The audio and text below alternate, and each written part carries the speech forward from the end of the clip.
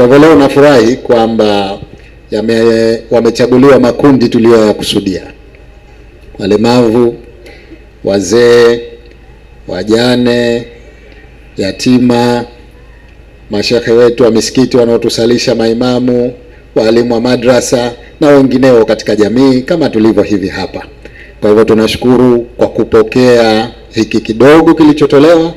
Mwenyezi Mungu atujalie sote iwe ni sababu ya kutuingiza katika pepo inshallah. Kwa hivyo nimefurahi kwamba nimeweza kuwapa hawa wachache kwa niaba.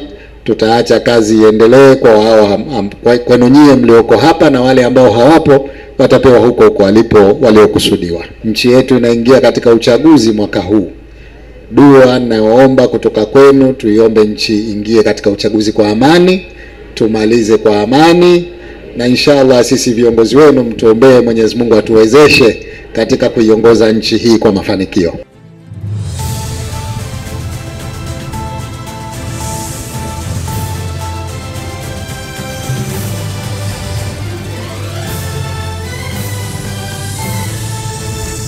Neema ziendelee.